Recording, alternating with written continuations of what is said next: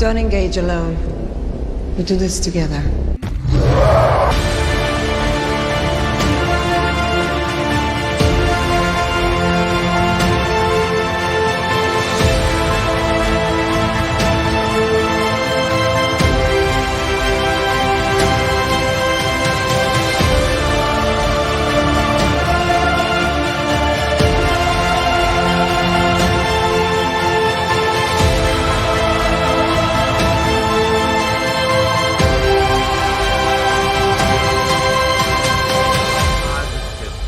Yeah, we got it.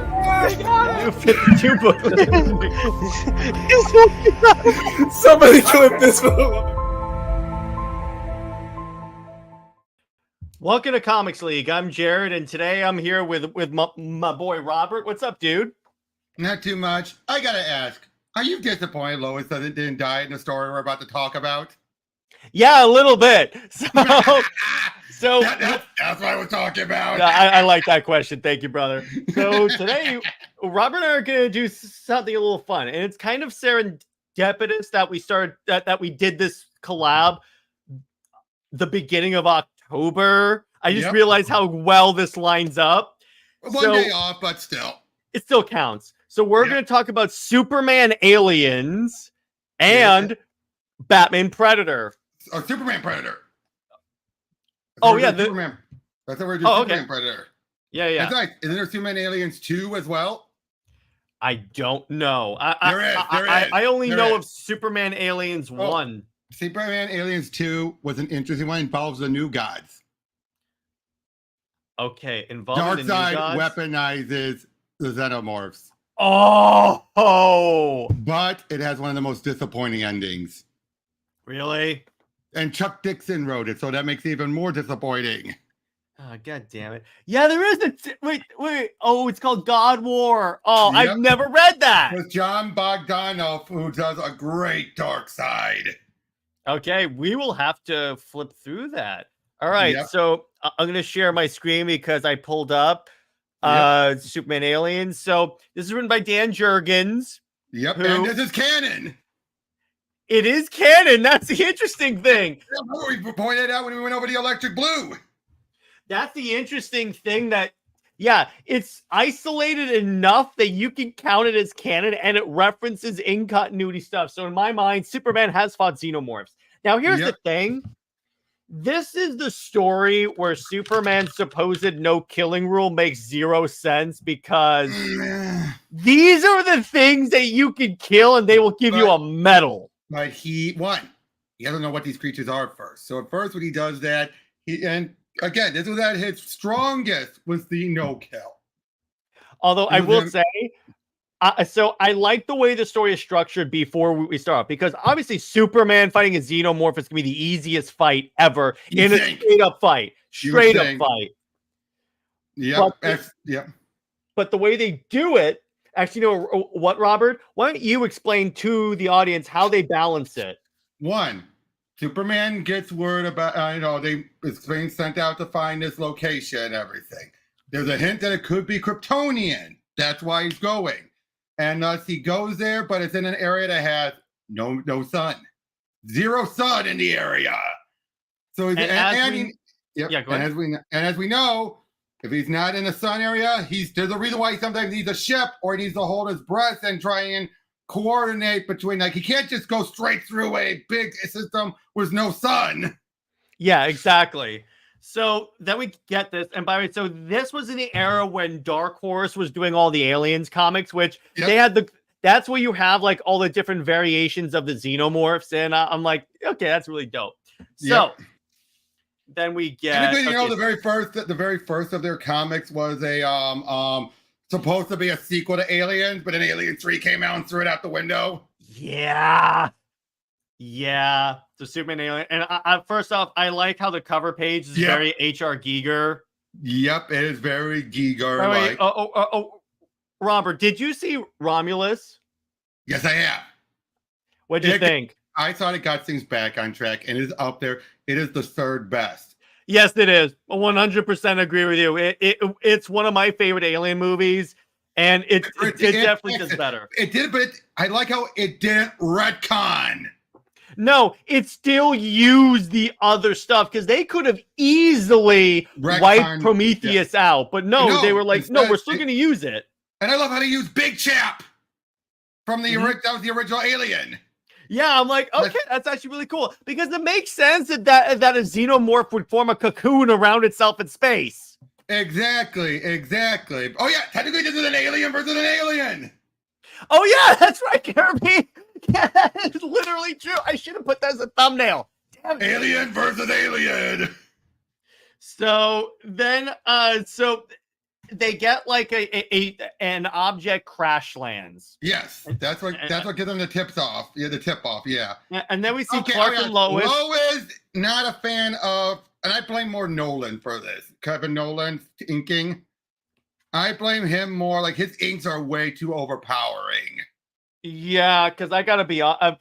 There's some kid where Superman looks dumb. There's some ones where Superman looks really like pinchy-eyed. Like, what the heck, dude? Yeah, and we'll see that later. But also, this is definitely in continuity because Superman has a mullet. So there you go on that. But I mean, now I don't blame Jurgens on the art. Like I said, a lot of times this is when Jurgens would do light, layouts, and then the inker does the rest. So yeah, because even on the trade, it says finished art by Kevin Nolan. Yes, exactly. So all that Jurgens did was the layout. So yeah, this is more his designs. Yeah, so we see Lois and Clark are going to LexCorp. Hey, what's up, Diggs? Now by this point, Lex is in his coma still. This was post. Is he the Australian clone yet? No. It is well after that. This is the point. This is the point where Lex is in the coma after fall of Metropolis. So his clone body, the clone degeneration. Oh, okay, I see. So then, it is right before Lex came back with, right before Underworld Unleashed, where he made the deal with the devil, as mentioned during Electric Blue, to regain his faculties. Yeah. So I'm gonna start off. Yeah, I'm known as the guy that hates Lois. I don't like this Lois design. I don't like the design either, but again, not Jurgens' fault. It's more Nolan's fault. Yeah, I'm not blaming Jurgens for this. I don't like the way Lois looks. It's butch. It's butch. It's way too butch. Exactly. And now I do applaud her action. Can I say one thing I love about this story? It's aliens and alien at the same time with two different subplots. Yeah, and we'll talk about that too. I definitely like how it does this. So they we meet up with the scientist lady who I like her. Throughout all that, she's one of the better. She's the XP of a Weyland-Yutani scientist, but with more morals.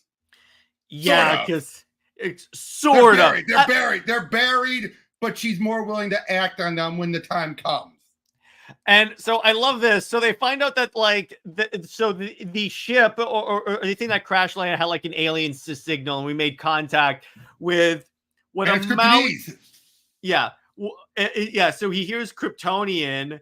And this was the 90s era Kryptonese. This was the 90s era, not the stuff you would see in Superman, Batman, Supergirl, and all that. By the way, I love how Clark is like, I have to fly. I have to get off this helicopter, but they'll notice I'm going to cause the helicopter to almost crash. Yeah, he's done that. Yeah, but I'm like, I like the lengths that Clark goes to protect his identity. Hey, the Electric Blue made it more harder, remember? Yeah, I also like Lois. She's like, Clark, what do you... Oh, okay, I get it.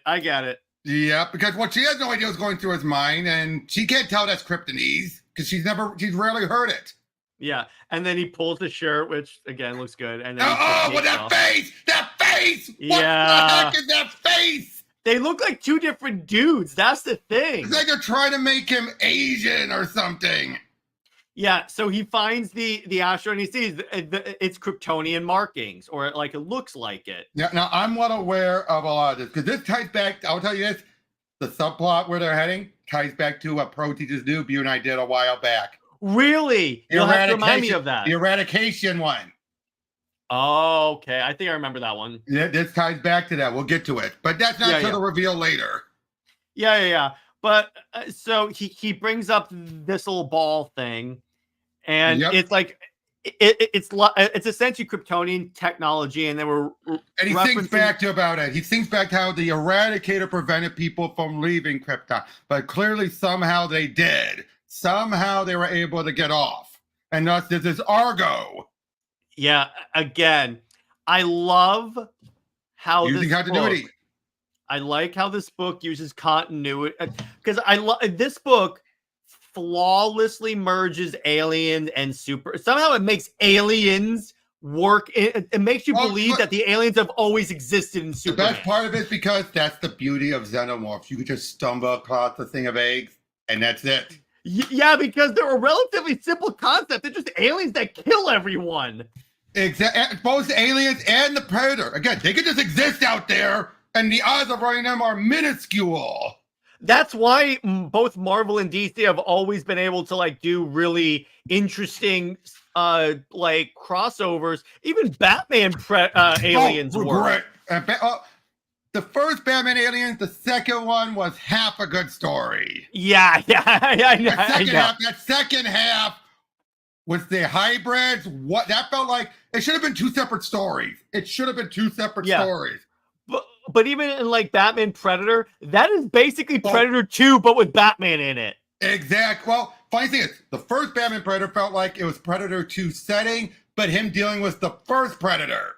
Yeah, because then the second one felt like he was dealing with the second Predator because he went bad blood and everything. Yeah. It's. I know the lore. I know the lore. How you doing? And then the third one was the best, but it felt so disconnected from the other two. Yeah, exactly. So basically he makes a deal with the Doctor to go and find this location. So they offer him the ship. Yeah, exactly. So because he knows he can't get there. They've realized that place, there's no, like, this is the point where Superman, yes, he doesn't need a breather like he did during Start of Exile, but he's still gonna need some help, some aid. Okay, question. He's a member of the Justice League, right? The Justice League by this point is still in its fluctuation. This is still before Morrison. This was the stupid Justice League. No, not stupid Justice League per se, but actually, I think this was the stupider one. Yeah, but I'm saying the reason why I'm asking that, is he could have taken a javelin. Okay, they didn't have them. Okay, that's what I was wondering. There's no satellite. There are HQ. This was the case where they never had the main members. This is the point where, even though my favorite character, Dr. Light, was the leader, this is the case where you had some writer try to say she and Power Girl, their anger issues was because of artificial sweeteners, because that was a conspiracy at the time. Okay, I see. That artificial sweeteners can give you bad mood swings. Okay, so you know what? Okay, that explains it. Thank you for covering that plot hole. I was wondering about that. Yeah, because remember, Morrison stuff wasn't until 97. Yeah. Around the time of Electric Blue. Yeah. So he's in the ship, and then again, I just don't like the way Lois, particularly in this image, she looks like a hormonal teenager. Again, I don't get what's with Nolan overpowering things. What's with the hair? I don't know. I also don't like the hair. I don't like that either. It looks like they're trying to go for an anime aesthetic.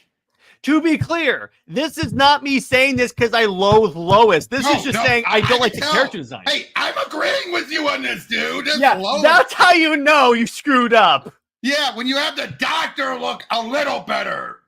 A little better. If they had given the Lois the Doctor's hair, I would have been like, okay, because it's pretty much. Well, to be fair, that Doctor's hair is clearly trying to be like a shorter hair Ripley. Well, yeah, that's what it looks like, right? He looks like a short, but yeah. So he's flying over there. He's reminiscing about. Now this whole thing saying like, oh, of course we're including it. No, it is relevant. Yeah, it is really important because I got to say this story. Okay. They referenced the time when he did kill those Kryptonians. Yep. The fans vote because Byrne wanted a big fuck you. But then Carlin and Audrey realized, wait, we could tell what happens afterwards. See, that's what I like. That's what, even though I have my problems with this era of Superman, I like how they didn't throw it away. And they were like, okay, you know what? Let's see if we can take this and work with it. And I got to say, still, Exile, perfect thing. And I still stand by this. I don't think, even if they did tap into the follow-up, I really don't think Snyder would have tapped into it just as well as Exile did. Because Just as well, maybe not, but I think he would have addressed it. To a point, but I don't think as much as what, in my personal opinion, and I told you before in the interview with Mike Carlin, in his own opinion, he doesn't feel that they would have done it. But that's, again, opinion. But Exile, still a great story. Gave us Mongol. Great story. Gave us Mongol. And it works. That's what Superman would do if he did take a life. Yeah, well, yeah, first he would internalize it, start becoming more of a Batman guy as gangbuster, beating people up, but still having the mental restraint not to kill, use his full strength, realize what he's doing, realize, I got to get off world. I'm a hazard to everyone. Yeah. So then... Sorry for getting loud. No, it's all good. So he's still flying, and then... They're following her, and then he shows up, and then he finds it, and this is where his emotions get the better of him. He's weaker. So they're teasing that. Yep, they do tease that. You gotta remember this. Here's what you gotta remember. His heat vision will sap the most of his powers, but even still, even if he's just flying, just existing, just being out there is already slowly ebbing away. Even if he's not using his powers, he's still slowly ebbing away. He's essentially like if I charge my phone and just leave it there, yes, it's gonna drain at a slower rate, but it's still gonna drain. But then once he uses his stuff, it's like using the apps. Yeah, exactly. And his heat vision is YouTube. Yeah, exactly. So he's scanning around. So it's basically a bottled city. It's Argo. Let's just say it. It's essentially Argo City. It is. Now, it literally is. Explain for the audience the whole story behind Argo. Okay. Pre-crisis, Argo was the city that Supergirl and the others... Because here's the thing people have to remember when it comes to... Because they kind of combine Argo in many different ways. Argo was... it basically, because they sometimes mix up with Kandor. Argo was a separate city that got launched out because that's where Supergirl's parents went. They were able to figure a way to seal the city, and it survived the explosion. Just got flung out into space. Mm-hmm. But then, now post-crisis would then say Brainiac found them. But pre-crisis, something landed into it, broke and brought kryptonite and was killing everyone. And thus they had to get rid of Supergirl so she could survive. Okay, I see. So now that was pre-crisis. This one, well, we'll get to more about this one. So he's checking out. So he sees a lot of these people are like just on the ground. Like now he's emotional though. Mm-hmm. He's been emotional this whole time, so he doesn't do the obvious thing. He doesn't X-ray them. Because if he sees there's only we know the reason why they're like out for the count. But he is so emotionally compromised, so excited that these might be Kryptonians. He just is like takes that face value and like I'm sending him to Earth for help. Yeah, he puts him in there. But again, I understand it. They made it very clear already. His mind is not straight. And he doesn't know, because I think if he knew what was inside them, he wouldn't send him back. He doesn't even know if there's anything in them. Again, if he had done an X-ray, a simple X-ray. Yeah, exactly. But so he finds a face hugger as well. Again, doesn't know what it is. He just thinks it's some weird creature, but he doesn't know what it is. Okay, I'm gonna say it. One of my favorite scenes in Romulus is when the facehuggers first show up and they're under the water. I'm like, oh, that's so scary. I really like how they make it clear if a facehugger's on you, there's a good percentage you're still gonna be impregnated, even if you're fighting back. Yeah, even if as soon as that tube goes down your throat, chances are you're screwed. It's not guaranteed, but the the moment the thing touches you, it goes from 50 and it increases every second. Yeah, exactly. So he doesn't know what he just thinks. Oh, it was trying to get in. That's all he thinks at first. And then he burrows down, keeps burrowing, finds the egg chamber. Again, doesn't think much of it because he doesn't know what they are. He just says creepy, as he says, creepy. And then he's being stalked by his. Oh, Jurgens did great on this. Jurgens and Nolan did great on this. Yeah, I gotta say, I love this series of panels where like he's flying away and then the Xenomorph comes out. And then, I'm gonna tell you this. Jurgens draws a damn good Xenomorph. Him and Nolan. Again, we got if we're going to him and Nolan. if we're going to criticize the lowest on Nolan, we got to get praise to Nolan on this too. Yeah, The funny thing, you want to know that Nolan actually salvaged a cover that was for the Wildcats Alien crossover. Really? They had Gil Kane draw it.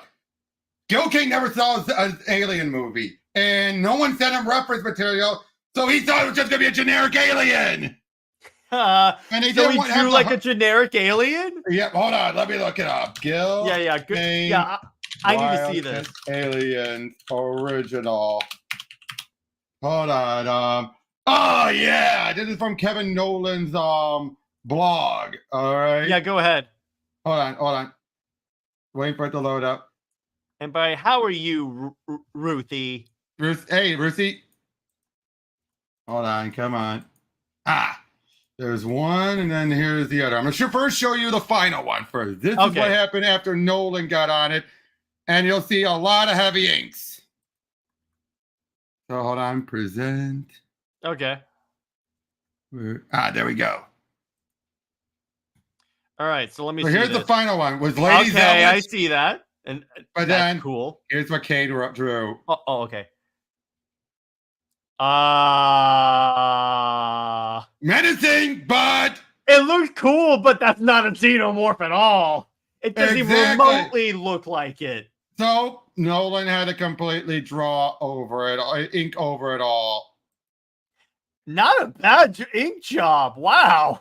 Well, it's mostly inks. No, but what I mean is that, yeah, he salvaged it. Wow. Yeah, because they couldn't have the heart. They didn't have the heart. Mm-hmm. Okay, I see. I think Gil was towards the end of his life by this point. Yeah, exactly. So he's... someone even said when they saw that, they're like, what did Gil think this was? Why can't you make up your own alien? Yeah, exactly. So Superman also sees the acid blood, and then he's attacked by a xenomorph. What the hell are you? And again, okay, Superman, weird face, but it's not as bad here. It's not as bad here. It gets bad. But I love this double page of him fighting the alien. That is just so cool. Right? And they tumble, and yeah, he doesn't... I like how the alien's claws can rip his suit. Now, that's an indication of how weak he's already getting. Yeah.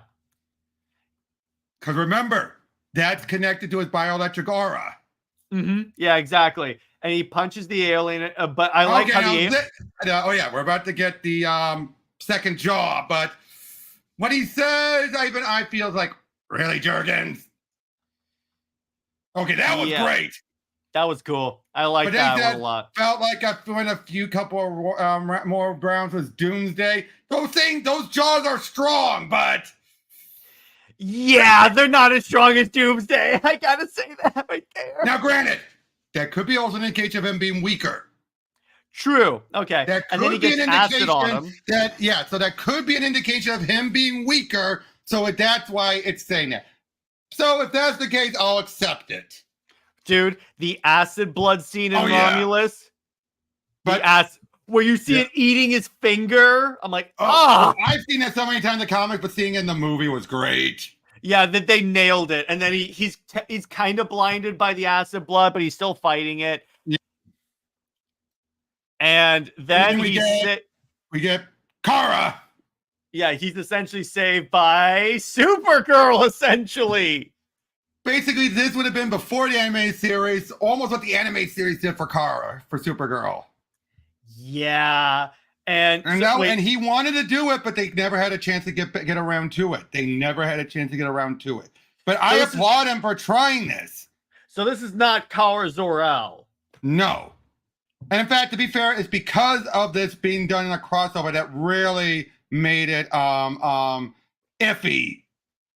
Yeah. Now, okay, so someone brought up the Avengers versus Aliens. I like how Hickman set that up. So good. Because it makes sense. It makes more sense. You can't just simply have a basic invasion happen. No, it has to be a strategic invasion. And the way and see, here's the thing. He makes it so, no, they don't stop the invasion because a Black Panther, it goes through like a wormhole and he arrives months in the future. Yep. But Also, I felt bad for Valeria.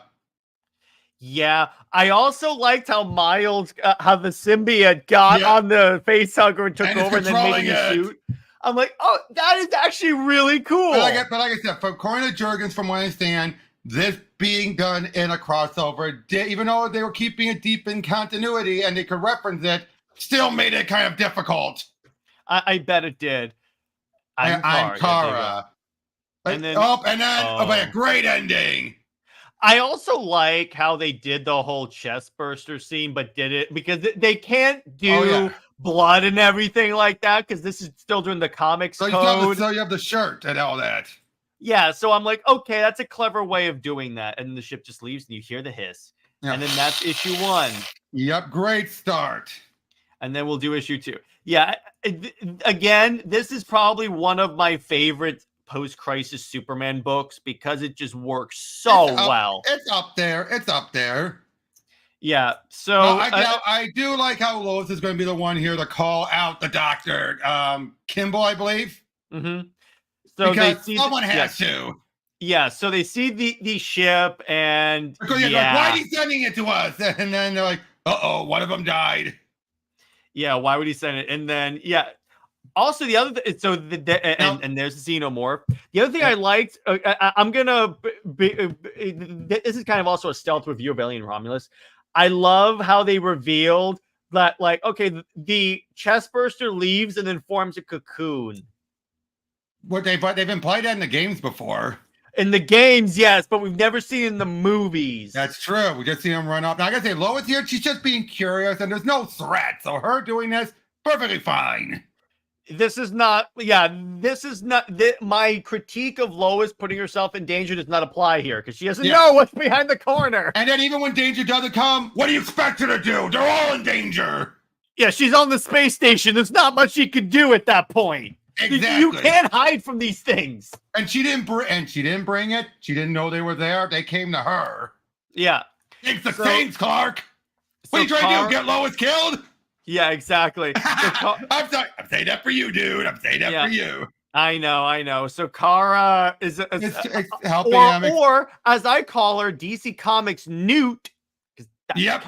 That's pretty much who it is. It's Newt. I gotta say, combining Kara with Newt is perfect. Yeah, that actually works really well. And she's technically also Ripley because she has the flamethrower. Basically, this is if Newt was raised by Ripley or the full age. Yeah, that would work. Yeah, trying to help with the eyes, and she's still impressed by him not being eaten out. Yeah, but it's again, he's still. I like how it's a slow burn on Superman loses power. So they explain exactly what happened. But now they just simply said that Argo was there. They had someone with them. But they don't mention Kryptonian. Notice that. But they imply stuff that hints it off. And they basically say ship showed up. They went to go inspect it. And when it got infected and it spread everywhere. Oh, they found the Queen too. Yeah. And I gotta say, why is Kara striking poses? Yeah, why are you sitting on the panel boundaries? Obviously, the panel's behind her. She's not really sitting on it. Yeah, but it kind of looks like that. I'm like, oh, okay, dude. This is some Deadpool. This is some Gwenpool level fourth wall. Mm-hmm. But yeah, he's trying to show up her abilities and everything. And of course, he's like, of course, she doesn't know. There's no sun. Yeah, exactly. So she doesn't know. There's only a handful of left. Not for long. Yeah, because and he realizes, oh shit. Yeah, I sent a ship full of these things, and they start chest bursting, and they're like, oh no. Yeah, okay, here's the blood, and I got it. That again. Jurgens and Nolan, excellent rendering of all of these things. That's not why I've seen better before. This is still very good because I've also seen worse. I've seen a lot worse. Do you know what's actually really good is the Marvel's Aliens comics by Johnson? Those are fantastic. Mm-hmm. I love those. When he was on it, yeah. And of course, Kimball's going to be like, she's going to go for a while being like, we got to study this. We got to find it. Typical turn into a bioweapon or LexCorp. Funny how Weyland Yutani and LexCorp kind of go hand in hand. Yeah, kind of. There you go. And so essentially, their plan is to escape from the planet. I like how he's helping her fly, how he's carrying her as she's flying. And He's she's like, like, oh yeah, that joy that she probably hasn't felt in a while. Yep. And then they do the from behind. The from behind tail. Oh, that is just so badass. That is perfect. Again, like I said, Superman's doing the aliens plot. Lois is doing Alien. Yeah. Yeah. And again, that's one of the things I like. I may not be the biggest Dan Jurgens fan, but I'm going to admit when he does some good stuff, because the way he merges the two storylines into one, but he's keeping it separate for right now, that actually works. Yep. And again, he's only referencing what people like about aliens. Exactly. And of course, you're like, what are you? I know you want her to die. Yeah, I'm like, but then here's the whole... Okay, here's the thing. Wait, why? She should be dead. Well, we then cut back. We're going to cut back and forth. So my look is what we're cutting to next with a few minutes beforehand, catching up. Okay. So they arrive at and find survivors. Again, game over, man. Game over. And be up against Superman because he feels like these beings are just on instinct. They don't know what they're doing. Which, to be fair, right. Yeah, they're not pure evil beings. It's essentially like locking yourself in a room with like tigers. Exactly. And that's why he's judging it like, yes, he should kill them, but in his eyes, like, again, they're not pure evil beings. This is when the no-kill rule, I do think, goes a little far. You're but... losing power. It would be one thing if it was a fully powered Superman that had access to a sun. Which he does in Superman, Batman versus Alien Brothers. By that point, it makes that it very is clear. Believable. Yeah, but with this, I'm like, you're gonna. It's killing me, brother. Yeah, but he probably also thinks there's a way of corralling them or something. Yeah, it's still like. Unfortunately, Kara's going to be the only survivor left. Of course. And I like how he tears the tail. That is so cool. For that. Yeah, I love that. The acid. Yeah. Again, a lot of these images. Yeah, then there's Lois. There she's running. So she bolted. Okay, there you go. Because I was about to say, how is she not dead? Of course, she ran. So I'll buy that. Locked in. But again, it's so also sometimes these xenomorphs do play with their food. Yeah, they're not gonna. Sometimes the xenomorphs just straight. Yeah, to your point. So yeah, I'll believe that. I also like not always. Depends on the movie. I liked this framing of she's evil, but she then comes to her senses by the end. Yeah, exactly. And so Lois makes the smart move. Get on the ship. Yeah, and then she pulls a Ripley and knocks it into space. Yep, out the airlock. And then you ugly son of a. It still logs up, and it breaks through. That is such a great image. Yep. Now that's fine because we're not seeing that atrocious anime hair. Yeah, I'm fine with that. And then she's still fine. Even this panel of the hair looks better. That looks fine. It's when you see the buzzness of that side. It's this, because this side it looks like she just has that half like part behind an ear. Yeah, or something like that. Yeah, exactly. But then you see the rest of it. It's just like, shirtless Superman. I like how he has the tail wrapped around his chest. Yep. Well, only slightly. Only slightly, yeah. I really, really dig the action scenes in this are so good. Yeah, but this is when everyone else is getting slaughtered, unfortunately. Yeah, and so basically he flies a little bit and he lands on like a rooftop. That's it. The last one is gone. It's just her and him. Yep. And then this is where the reveal of he brings up Krypton. Yep, exactly. No. Is that here or is that the next issue? I think it's the next one. Yes. I'll stand watch. I Yeah. also love this panel of like Yeah. all the alien heads. That's a good impression of aliens. Nice job. Actually, you know what that sound also could work for? Gremlins too. Kind of, yeah. Caca. I love this image right here of Ah! like all the explosions. I love that. Right out of Michael Bay or Snyder.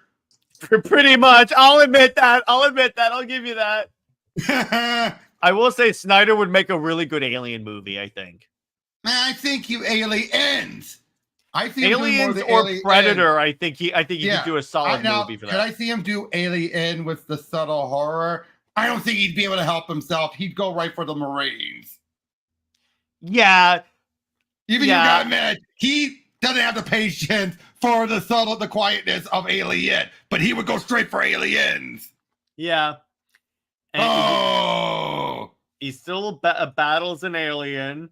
And then Kara's gone taken. He's gone overwhelmed, and yeah, he's entombed. And he gets face hugged. Yeah. Oh, and that smile! The Queen smile. I love that. And then we get the last issue, and there's the that cover right there. That is such a kick-ass cover. I'm sorry. That is amazing. Yep. Continuing on.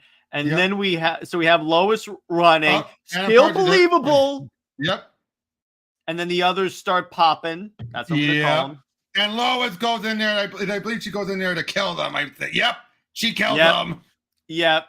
Because and of course the science like this is science. This is science. Some science is bad, bro.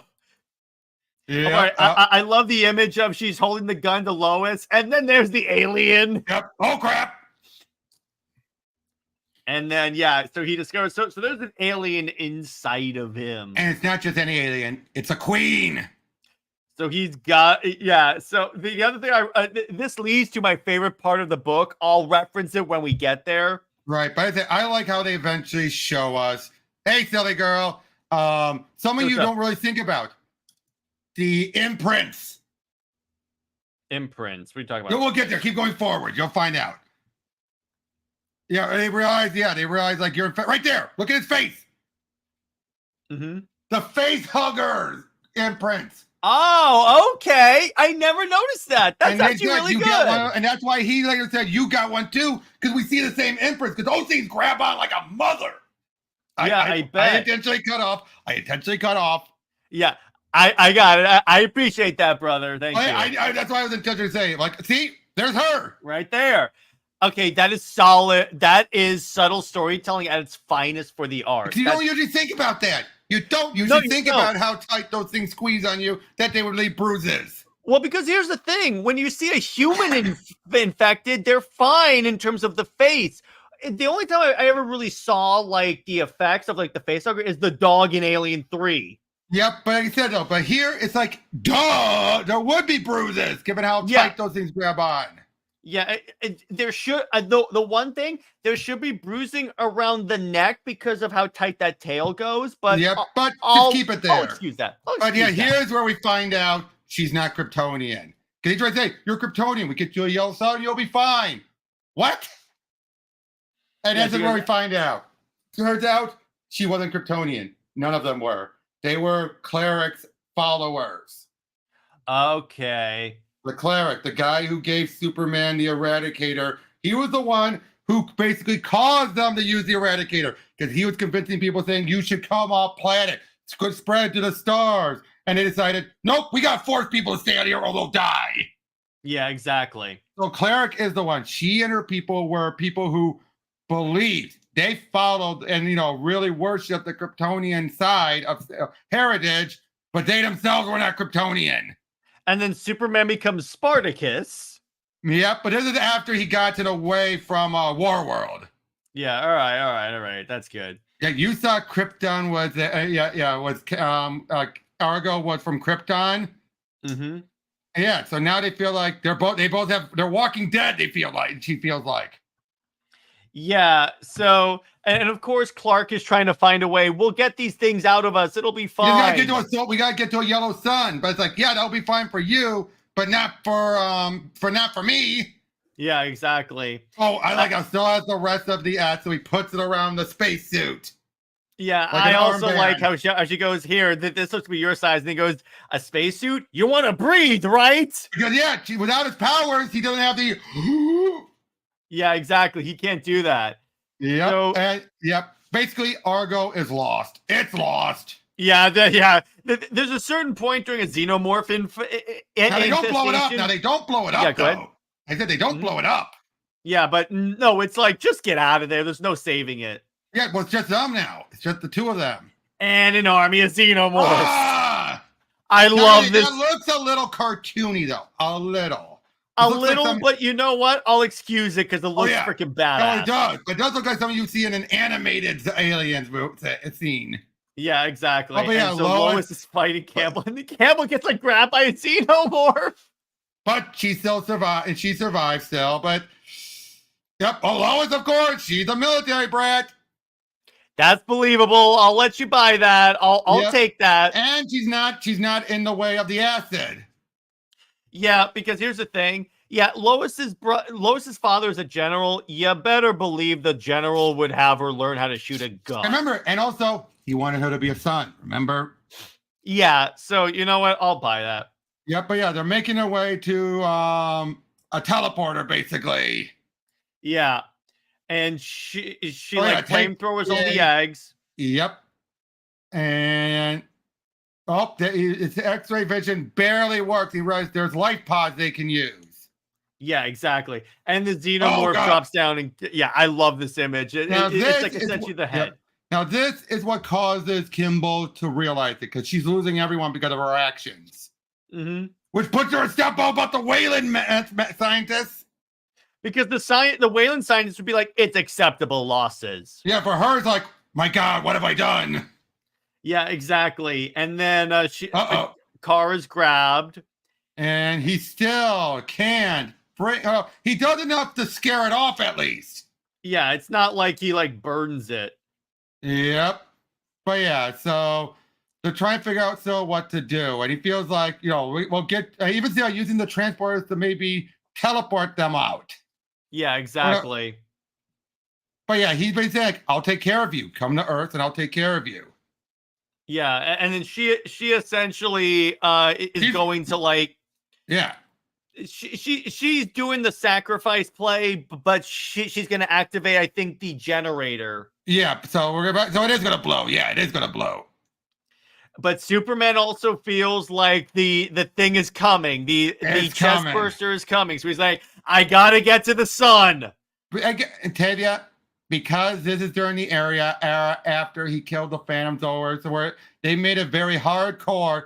He doesn't kill, and he doesn't look. Oh, this is where he transports the xenomorph out of her, so she's fine. Yeah. Oh, and by the way, Tavia, he doesn't know everything about the xenomorph, so it's like these things are like wild animals. Let me put it this way: if Superman knew what the xenomorphs was, I guarantee you he would just heat vision all of them. But even here, though, again, he feels like they're wild animals, nothing more, which they are. Yeah. But unfortunately, Kara is still stuck there, so he feels like she's dead, as good as dead. Even though he teleported it out of her, she's as good as dead. Yeah, the pod escapes. And then one of my favorite moments. So yeah, not this. This is my favorite moment from the book. Oh yeah, it's trying to get out, and then because of its invulnerability, the xenomorph, the queen chest burster, tires itself out. Yeah, and essentially just throws it up. Yeah, he regurgitates it, but basically he's like, yeah, what's gonna win out, me or it? And basically like, yeah, it tires itself out to death. And I like how in these panels we can see it inside him. They're like boom, boom, boom, boom, and then you see like. Yeah, exactly. And then.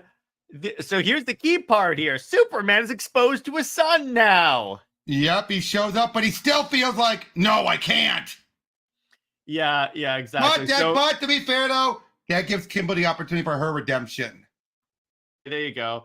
And I love this. The alien is going to bite Lois, so he just puts his arm out there and it destroys its teeth. And again, this is a perfect moment of him saving her because it's a This horror is movie. good. This is the superhero interrupting the horror movie. Yeah, this I'm fine with. Also, this is just so cool. I'll allow this Chink. one. He's like, this is on the level of Superman versus Steppenwolf going, I'm not impressed, bro. Yep. And I but again, love that. resisted I've tried to let your. I liked it all. I tried to let your kind off easy. Resisted the idea of killing you. The explosion, the destruction of the asteroid. But this is that moment, though, like Zach said, where you put him at that moment and see what decision he makes. And in this case, he decides, no, I'm still not crossing the line. He backpedals. That's fine. And again, I like that. Now, this is where then I love it. It's used to seal bulkheads. Let's see what happens when you use it. It'll unseal the creature. But I like it. Yeah. She redeems herself. Mm-hmm.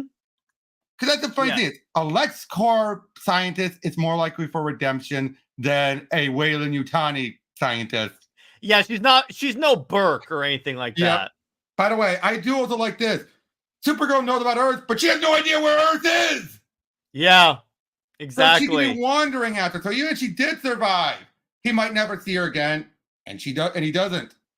Yeah. So all in all, I really like this book. This is one of those things. So it's kind of funny. At my LCS, they always have this little closet where like everything's half off. And I saw this, and I was like, "Oh hell yes!" Oh, but you want to still talk a bit about? I'm just going to breeze through Superman Predator. I'm going to breeze through it because let's do it. Be fair, the Superman plot is boring. Yeah, because it has one of the best handlings of a Predator in any of these crossovers because the Predator here is not a hunter. Oh. It's one of the cleaners, the ones who come in to deal with leftovers. Oh, kind of like an AVP Requiem. Oh, like the Wolf Predator. I see. Yeah, where he just came in there to clean up the mess and stop the infestation. He's not here as a hunter. He's just here to. So basically, I'll show you. I'll get it. Hold on. Here we go. I got it. Okay. Now this is also with David Michelini and Alex Maleev. Do you see it? Okay, here we go. Oh, that's dope. It is, but okay. First, we follow through. Like this woman and this one guy who. I just forgot the guy's name. We'll get to it. Dr. Trebor? Oh, no, they're meeting a Dr. Trebor. Oh, okay. But they're basically looking through and they find a relic, an Yaoja or Predator ship. Yeah. And basically it's been left there since ancient Mayan time. It never self-destructed. Mm-hmm. Because the Predator, a short circuit or something happened. Okay. So yeah, this one, they're there trying to find it. They're trying to like one of them says we'll blow it up. Oh yeah, no, that's Dr. Trebor, but that's not the guy we're also following. But anyway, they're finding it and bunch of the trophies. Mm-hmm. Then we see meanwhile in Metropolis, Superman saves some people. I like Maleev's artwork, but it doesn't work well for Superman. It would work more for Batman. Oh, and Lois here. What the hell? Speaking of really weird looking Loises. And to the point where they kiss. That did not look like a kiss, but they had to put a smack to make it clear it was a kiss. It looks like she's just whispering something in his ear. I know, but they had to put a smack to make it clear it was a kiss. What does that tell you? And Tevia, I didn't know that they did a Superman Predator. Yeah, but basically they hear about something in Central America, so Lois wants the story there. Mm-hmm. Okay, Casey is the guy's name. Casey. This guy's awesome. But this woman here, one, Alex Maleev just loves drawing her with her boobs hanging out. Yeah. See what I mean? Yeah. And the close up on her ass. Yeah, but yeah, Superman shows up because they're working with Star Labs. At least some of them are. They find the ship. It looks like someone's already interfered with it. Now, Superman opens it up, and basically, here's how Superman gets weakened. Turns out there's viruses in there that don't affect the Predator, that don't affect humans, but affect Kryptonians. Oh, that's cool. So he's now infected, but he doesn't realize it yet. Now here comes the Predator. Again, it's coming there for duty. Not for a hunt, but for duty. Mm-hmm. But then all of a sudden these mercenaries show up and they're ready to gather, shoot them. Superman, of course, can't have any of that. Mm-hmm. But he's now feeling weakened.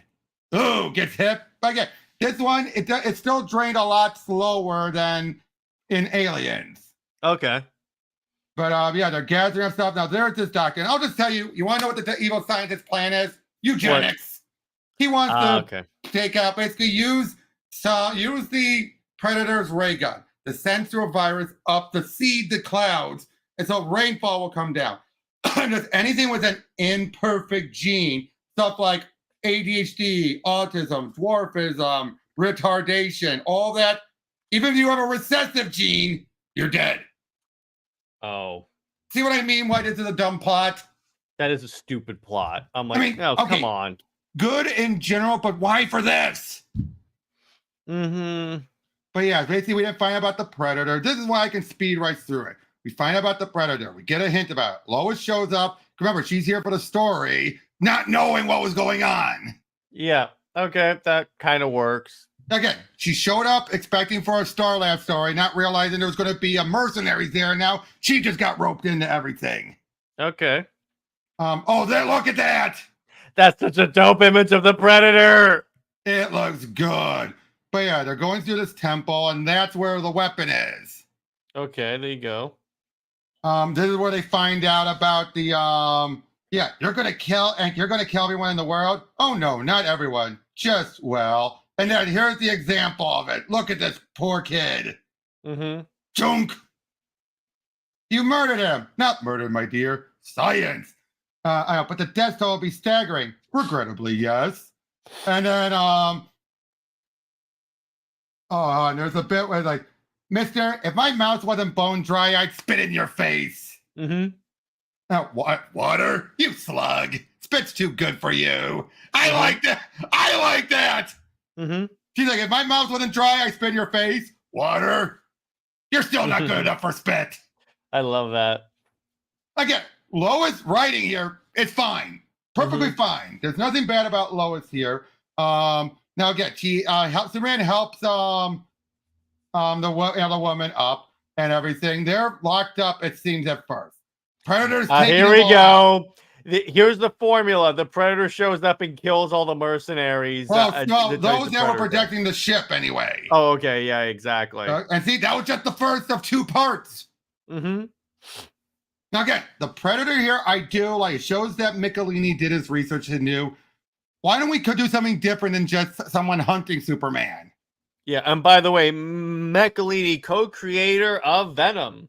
Yep. But what I like, that's why I like it. Technically, the Predator is a co-protagonist. Mm-hmm. That's different. And again, Superman has no idea about their culture at all. So throughout all this, he's going to be perfectly fine, which makes why in JLA Predator, how he's all like, Predators! It's like, dude, you don't know how bad they are. Mm-hmm. Yeah, this is just a two-parter. But yeah, they're about ready to, Lois is just constantly grilling the guy, which again, perfectly fits with her, and I think anyone would. Purify the race, and where have we heard that before? Mm-hmm. But yeah, they make their way out of there. But then we find out the black woman, she's working with the evil scientist. Of course. Oh, Superman finds the dead bodies. He finds the skin bodies. Yep, skin bodies and everything. But yeah, boom. But yeah, look, give them the gun, and then over here, we're over here. Mm-hmm. They're like, bitch. Oh, sorry. It's all good. Don't worry about it. Is that one fine? That's fine. I'll allow it. All right. Well, because she is. But yeah, now look at this fight. But for a moment, the Predator thinks a worthy fight. But then Superman gets on board, realizes it's a countdown, gets out of it before it blows up.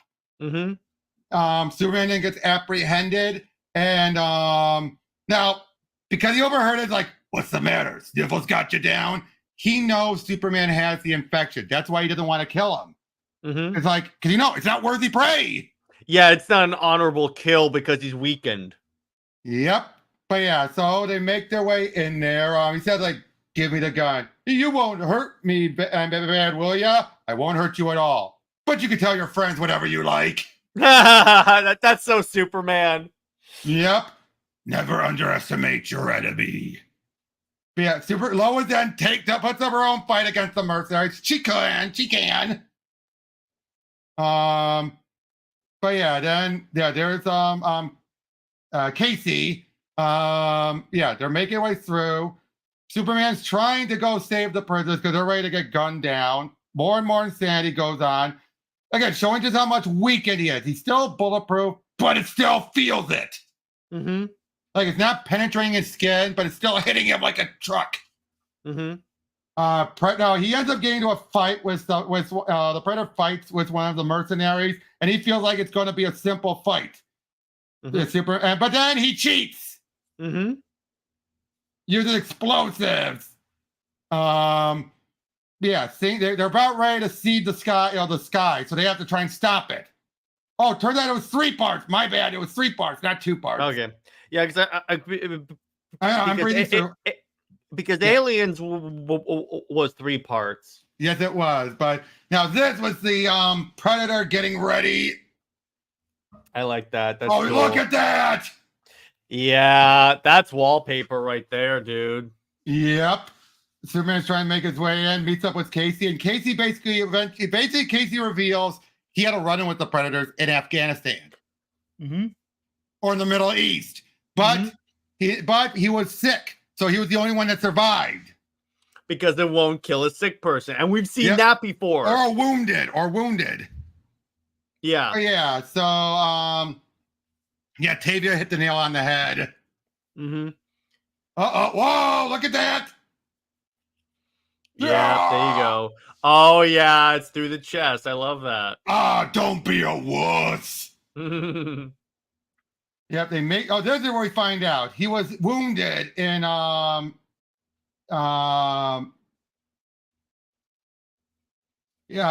the Middle East, in other words. And then he saw it. He saw the Predator attack. Mm-hmm. But Superman's having to now seek his way. He doesn't have much power. And he says, "I'll bet Batman would have had a plan B." Oh, shut up. I don't like when writers sometimes have him say it like that, though. Batman would definitely have a plan B. True. But, makes their way through, finds it. I love it. This is Casey still. Skane's the dangerous one, so he's the one you're after, right? Good boy. But yeah, Predator goes in, ready to fight him, but he's like, not this time. Oh yeah, are we having fun yet? But yeah, puts up a fight, but the Predator, look at that. Chink! Look. Yeah. And launched the spikes. Oh, there you go. And then sniveling coward. I like that. Yep. Superman's still putting up a bit of a fight because he doesn't know what it's here for. At first. Superman tries to take off, but he's battered. He takes out his arm cannon, though. Yeah, they are fighting because Superman's getting in his way. So it's basically like, you're getting in my way, then it don't matter. Mm-hmm. Oh, I love all this. Like, I've wanted to do this since the day I met you. You want to kiss me? Punk! Not exactly. I love Casey. I love this old guy. Yeah, he's cool. But yeah, boy, how he continues to beat his thing. You want to kiss me after all the shit I did? Crap I did? Mm-hmm. There you go. But yeah, Superman's punching, brings it down the Predator, but then they realize they're going to need the Predator's help. So yeah, it says, an Earthling and 2 aliens trying to stop it. The scientist gets his head chopped off. Mm-hmm. Now the Predator is ready to self-destruct. Take it all with him. But it gives Superman a cure, an antidote. Mm-hmm.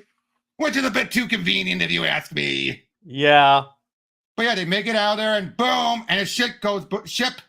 I said ship. You said ship. You're good. Went boom. I love it. If I wait for Star Labs to analyze the germ, they might have to get their data from an autopsy. So he's perfectly fine. And like I said, as far as he thinks the Predator was a bit of a hunter, but noble. Which is, again, why in JLA Predator, he's all like, grr, predators. Like, that's not how you were when you saw them. Yeah, he made it seem like the Predators were like a big enemy or something like that. Yeah, but that was because in that case, John Oster was just told Superman's met him. That's all he was told. Mm-hmm. No content. But yeah, see here, the Predator was handled well. But it's a boring story. Yeah. And that's why I wanted to breeze through this so you didn't have to go over it, dude, because it's boring. It is boring. There's too, because here's the thing.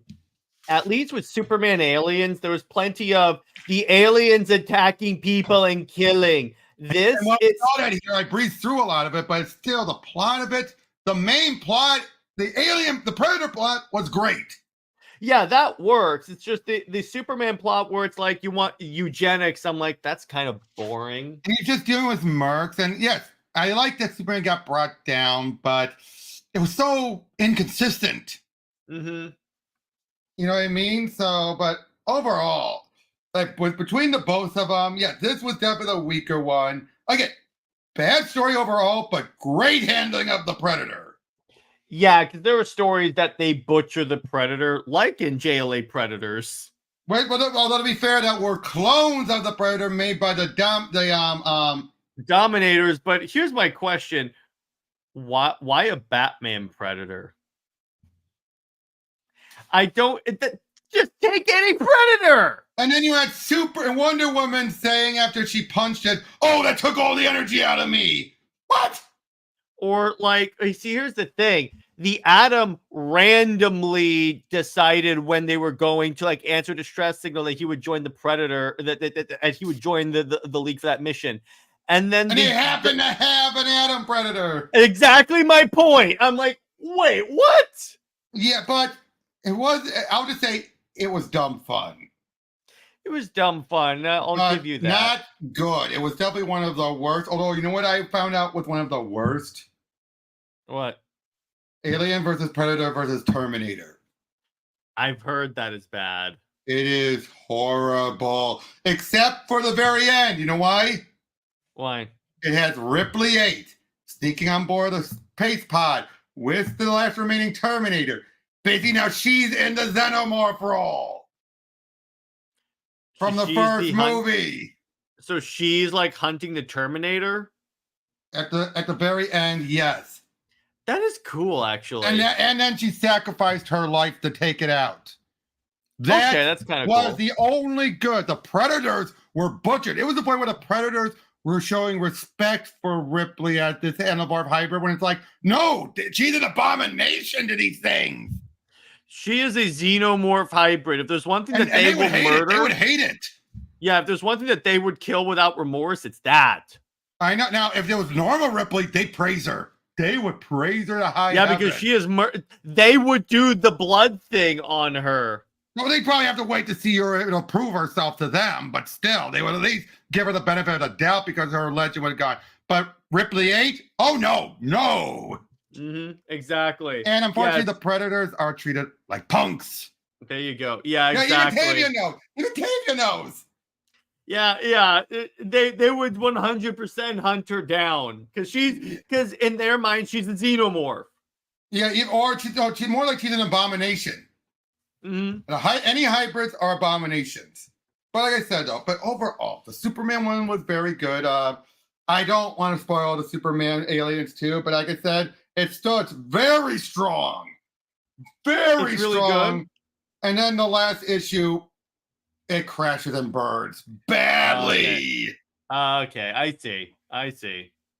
Trust me, when you see it, you're going to be like, what is Rob talking about? Then once you get to the last issue, you're like, oh, the last few pages of the last issue, and you're like, what?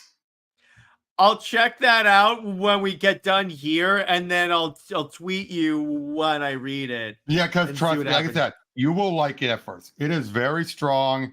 Do they kill Lois in it? Lois isn't even involved. It's on New Genesis. I like it already. You know I had to say that. I know you did, but you have Big Barda, you have all of them. And again, it's Darkseid weaponizing the Xenomorphs. He so would if he could. Now, here, if I could do an Aliens Justice League crossover, if I could do it nowadays, here's what I would do.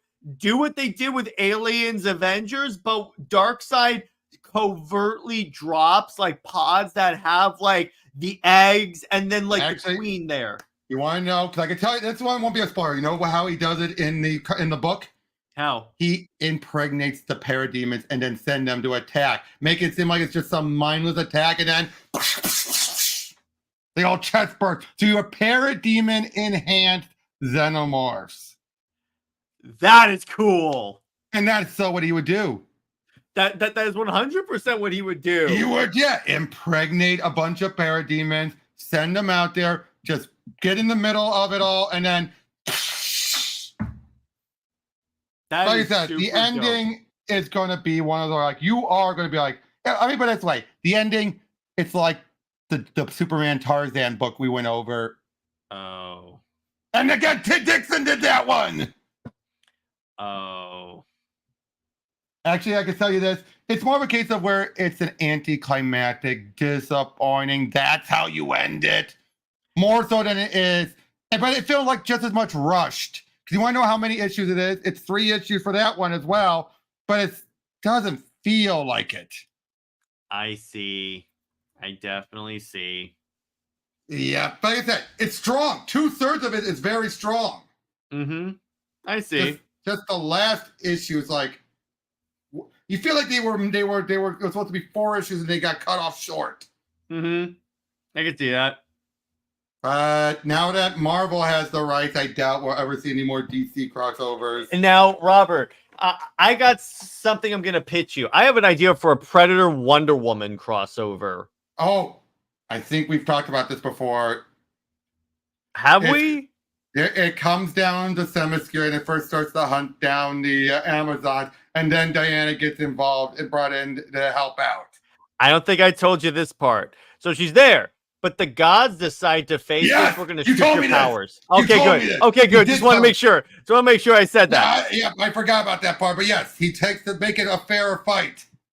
And then the final climactic battle is, remember in Predators where they have the Japanese guys in the sword? Oh, Predators. Yeah, sorry. I was thinking about that. It's essentially she sword fights a predator. Ching, ching. Yeah, exactly. It's exactly. You know what I would love to see her do with one of the Predators? Wrap the lasso around it and force it to face, like, if it's been like a predator that's been struggling, like, face your truth, and it commits suicide because it realized it's been keeping a secret or something. Mm-hmm. That could work. But she didn't expect that, but it ends up doing that. That could work. But yeah. What's another crossover that you would want to see? Because personally, for me, I think if I were gonna do yeah, go ahead. Superman versus the Hulk. I've done that in Pro Teachers Do, but it's a great one. I know you and I went over it. Yeah, you and I did that. That was when that was on. You want to do it on this show though? We could do that.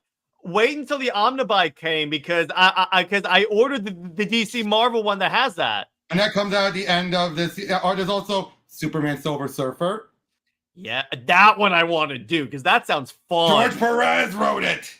Oh, yes, thank you. And you know what it has? What? Mixie and the Impossible Man. That works. Okay, so there's another Aliens crossover that DC did that Green Lantern. Yes. Okay, so here's the thing about Green Lantern. Funny enough, first issue is Hal, the rest is Kyle. Well, it makes sense. And they put him on Mogo, and that's honestly a cool idea. Now, here's the thing. It's definitely like not canon, though. It's definitely not canon, though. Yes, I was about to say. It can't be because they killed some characters off that are still around. That's my point. If they hadn't killed off those characters, you could have said it was canon. Like they killed off Dalek. Yeah, I'm like, Dalek shows up in like Blackest Night. There's no way. He shows up again in Green Lantern Rebirth. Yeah, so I'm sorry he's not dead, but it's still a fun story, and they actually do it really well with that. I like that. Yep.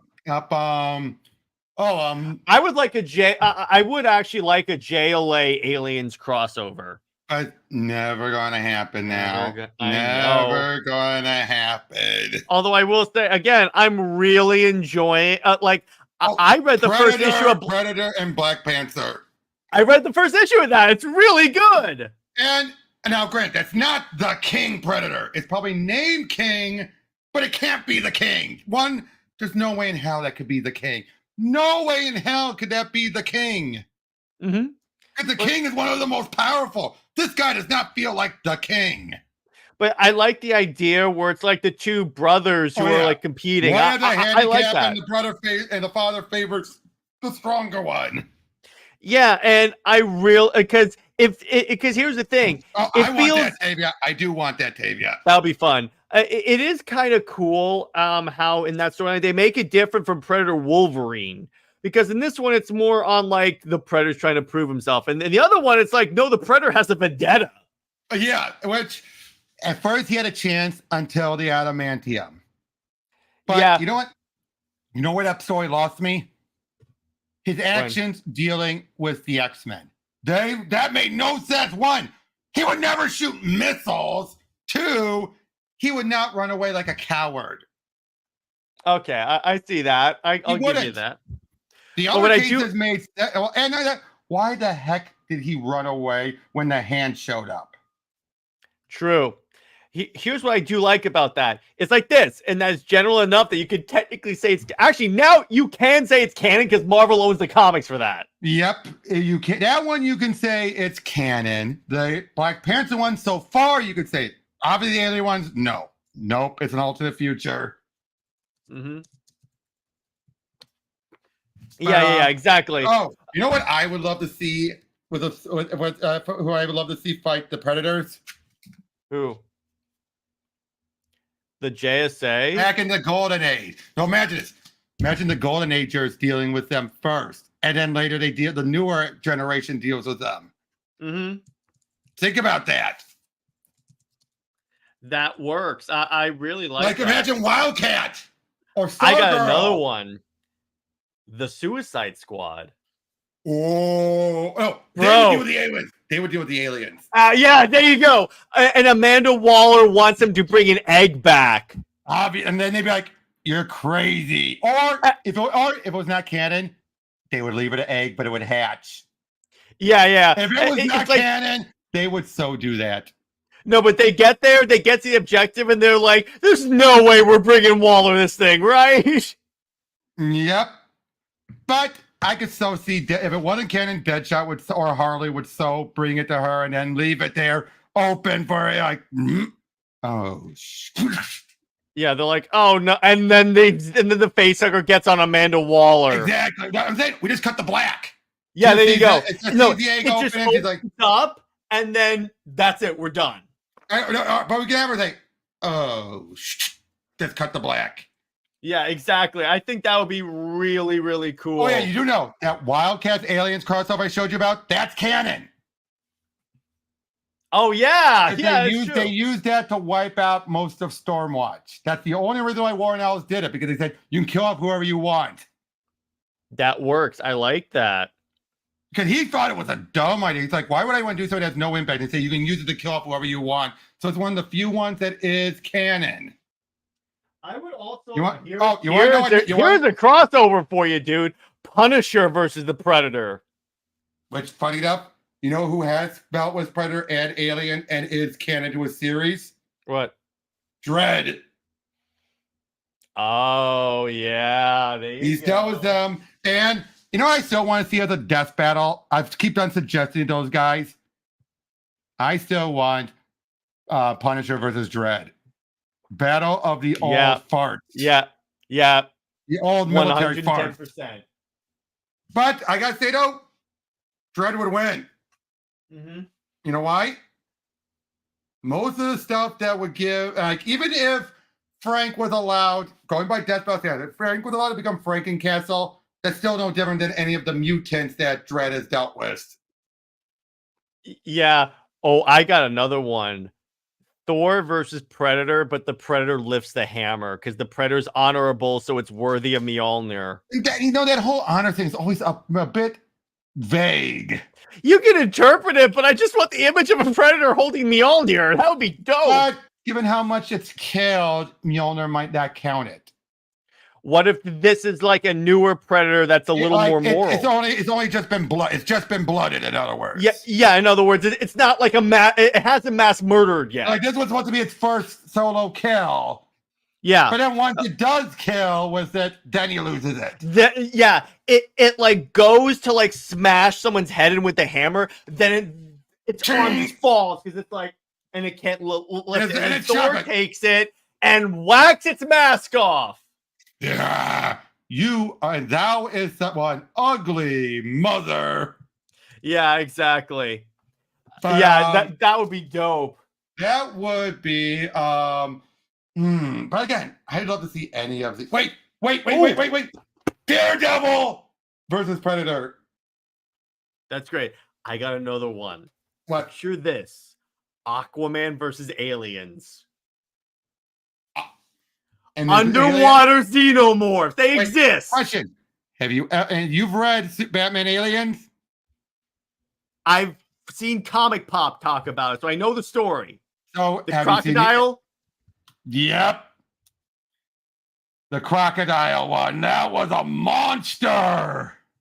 Yeah, that was dope. And plus, we know fish aliens exist. So there's like, so you could still roll with that. Oh, either Predator or Alien, Adam Strange. Ooh, that works. Especially if they've come to run. I got another one. Hawkman. I got another one. And this one this one could actually happen now. Guardians of the Galaxy versus aliens. That could work, but come on. They're hired to retrieve an egg. How about Hawkman versus a Predator? Think about that. Yes. Hawkman versus a Predator. Mace versus Claw. Yes, that works really well. Oh, that's what you call it. You want to know a great crossover that seems so perfect once you hear it, but at first you're like, wait, then you think about it. Tarzan versus Predator. There was a crossover. Okay, I could kind of see that. No. This is novel Tarzan. Not Disney Tarzan, not movie Tarzan. Intelligent novel Tarzan. Well, in that case, how about frickin' Conan versus Predator?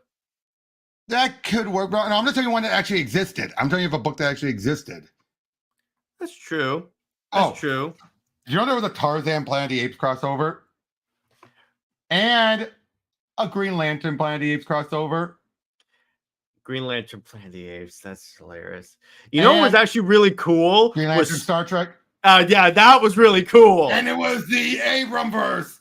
I like the way they did that, where everyone became lanterns. Yep, and then they found a way to replicate the lanterns.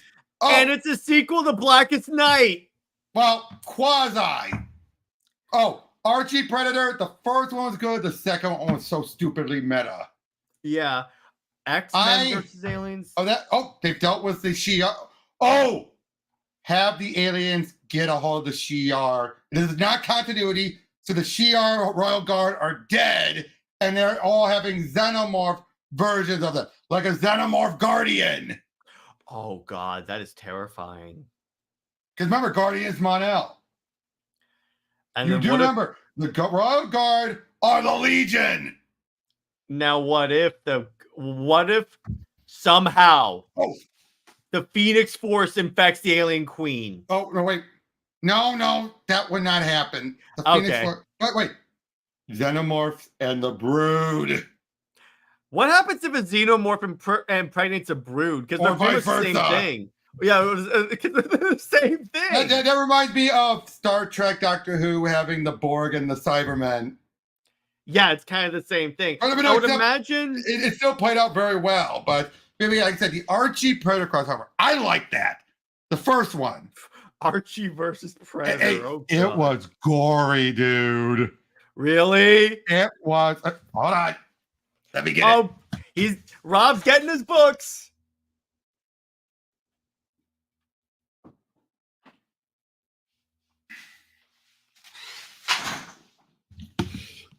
Hold on. Let me show you. Look at Sabrina. Oh God. That is Yep. dope. Or you really have cool. look at Pops. Oh my God. Wow. Yep. Oh, look. Poor Dylan. Wow. And this is a teenage predator. Oh, That but you want to know the works. craziest crossover that What? Archie's been in?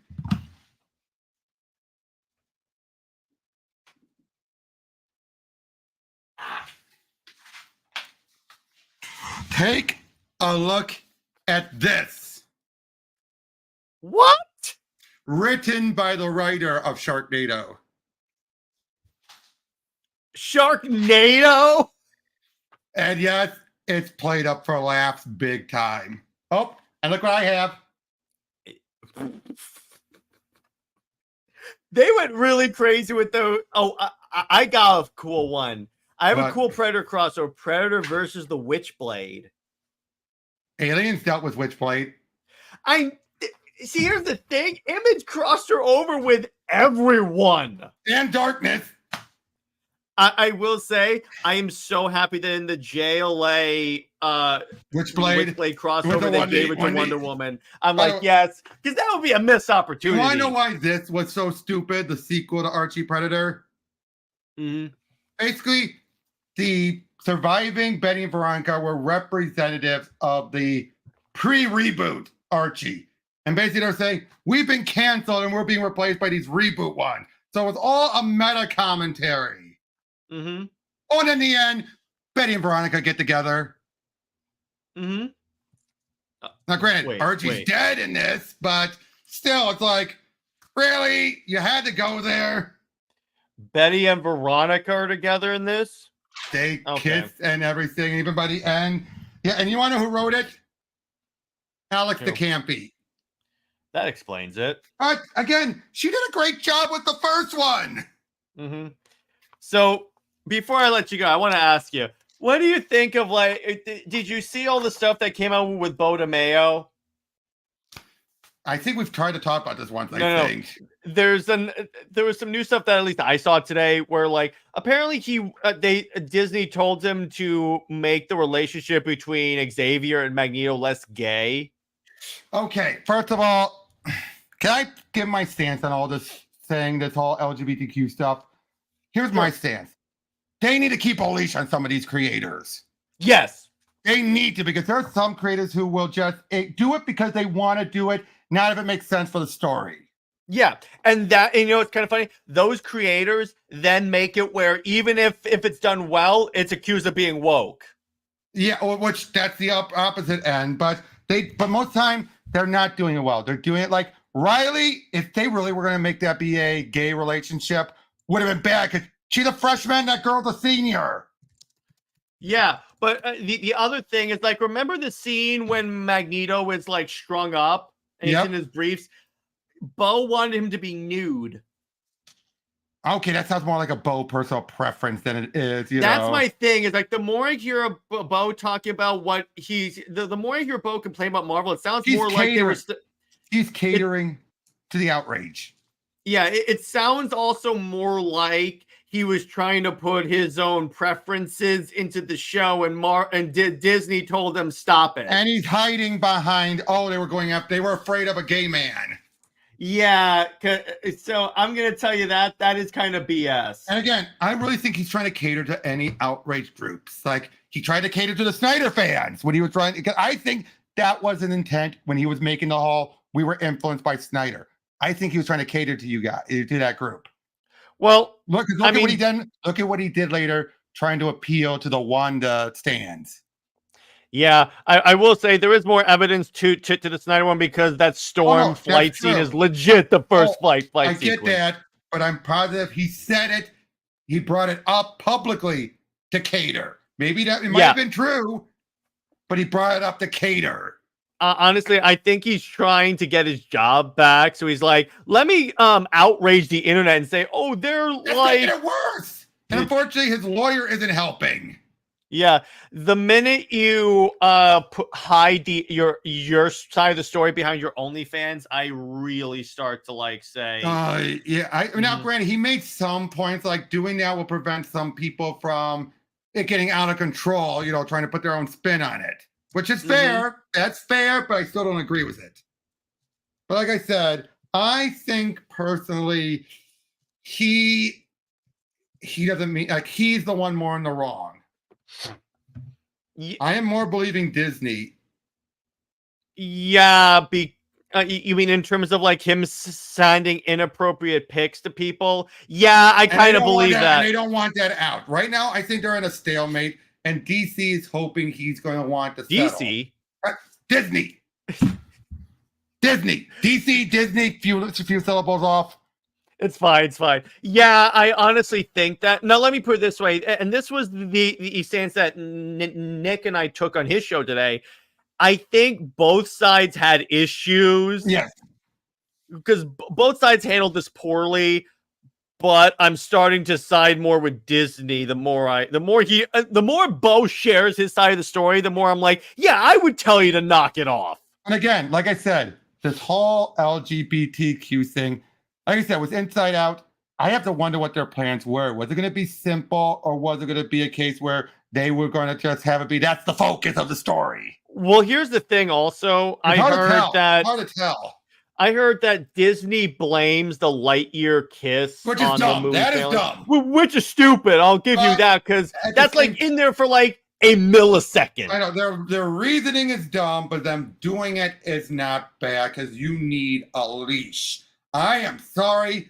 There's been more creators out there who will prove they will take advantage of free liberty. Yeah, because here's a good example of when it's done well.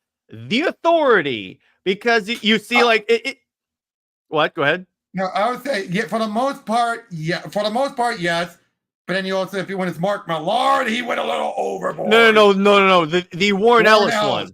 I mean, Millard did some good stuff too, but then he went overboard. That's what I'm saying. No, because here's the thing. With the Warren Ellis run, it was more like, yeah, it's a component of him, but it's not the focus of the story. Unfortunately, people followed Millard's example.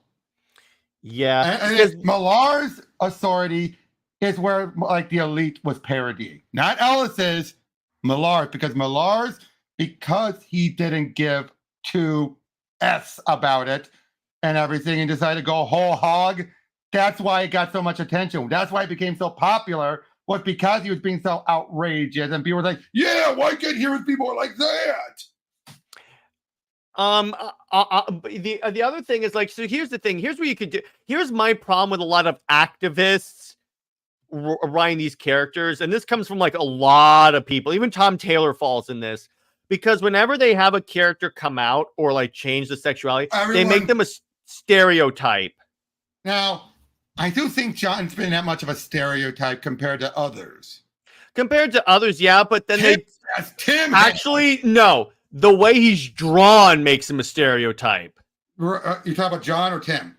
John, yes, but Tim definitely became a stereotype, and I'm positive DC was already backpedaling.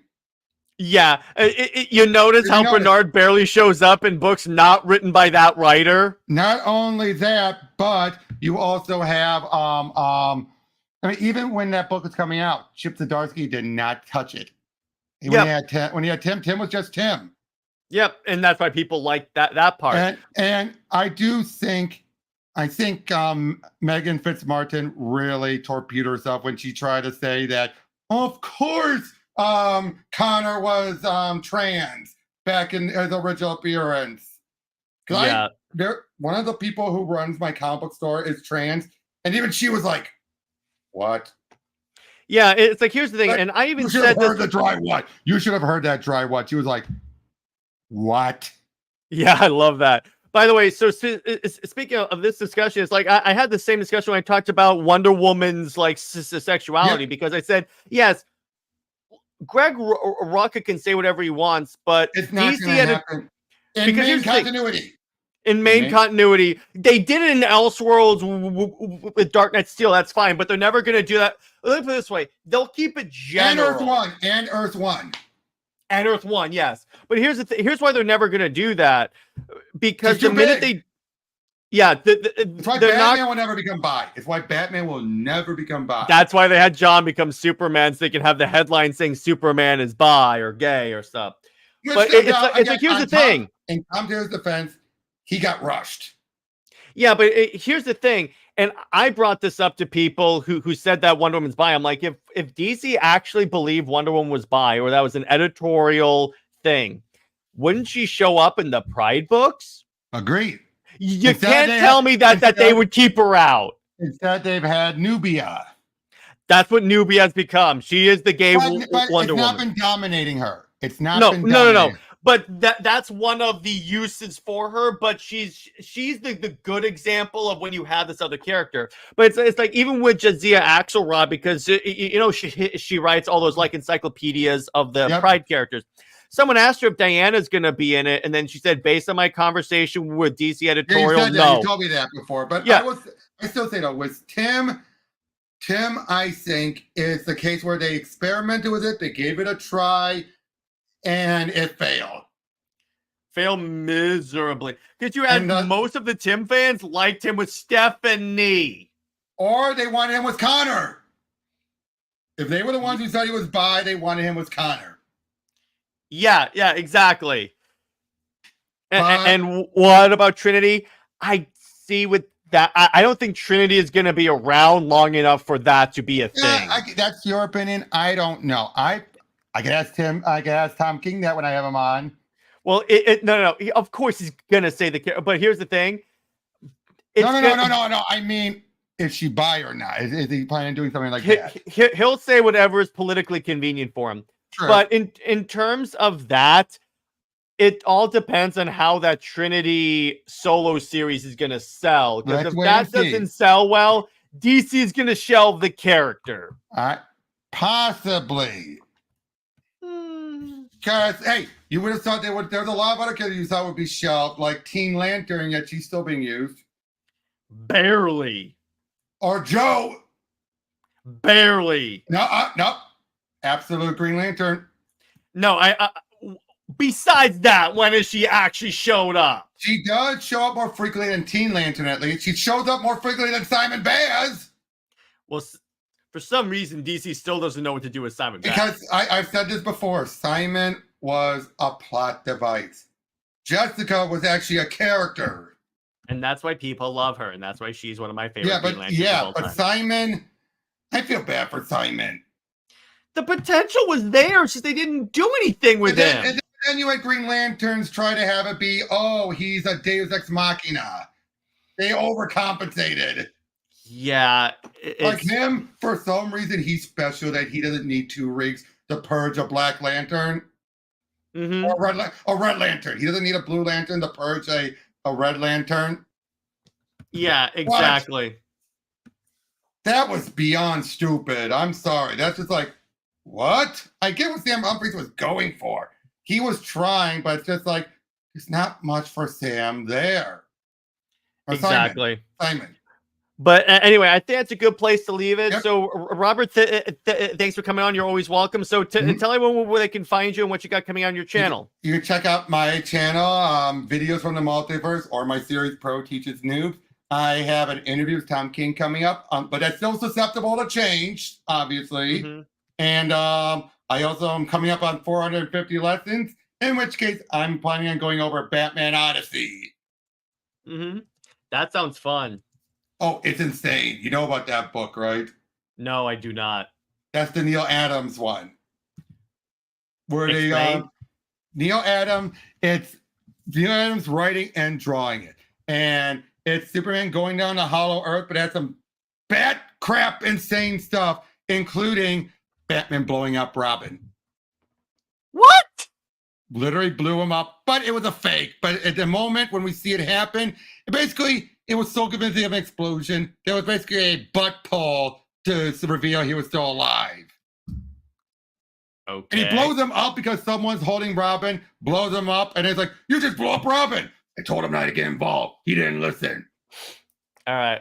So in terms of Comics League, so those of you that know that we're covering horrible movies on movie night. So our first movie is Twilight. Why? It's really to screw with Taladia and Jay Heat, so that's kind of what we're doing. Super Wonder, Britt and I are going to talk about the shared culture, the shared like backgrounds of Superman and Wonder Woman and how they have similarities in that. And in terms of Under Two Capes, I'm gonna Taladia and DC New 52 review, and I are going to talk about the New 52 and why we love it. But anyway, you know what's coming, Robert. Stay heroic. Remember, Lois Lane is Lois Lane. She belongs with General Zod, Zois, and Maxavat for life. And by the way, she also belongs with the Alien Queen. See you later.